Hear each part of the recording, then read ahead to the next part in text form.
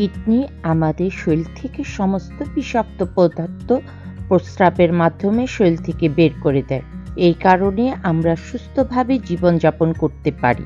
এছাড়াও কিডনিতে 3টি হরমোন উৎপাদন করে।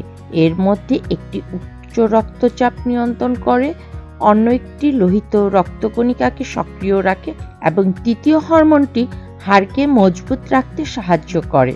এতে একাধিক রোগ প্রতিরোধ করা সম্ভব হয়। তা না হলেই ডায়াবেটিস, উচ্চ রক্তচাপ, কিডনিতে পাথর, কিডনি ফেলিওরের মতো একাধিক সমস্যা দেখা দেয়।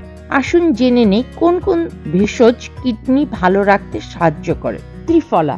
ত্রিফলা মূলত ফলের 3টি গুণকে সমানুপাতে মিশিয়ে তৈরি করা হয়। এটি আয়ুর্বেদিক শাস্ত্রের সবচেয়ে কার্যকরী ভেষজ। এটি একাধিক রোগ নিরাময়ে ব্যবহার করা হয়।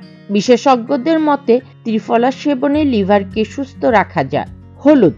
হার্ট, লিভার, ত্বক ও কিডনিকে সুস্থ রাখে হলুদ। হলুদ কিডনি ও মূত্রথলির সংক্রমণ দূর করে। ধনেপাতা।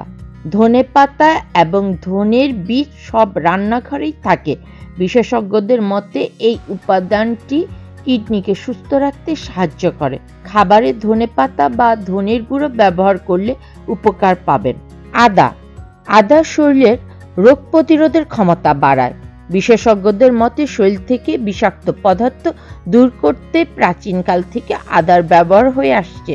আদার মধ্যে থাকা ঔষধি গুণ কিডনির পাশাপাশি লিভারের সমস্যাকেও দূরে রাখে।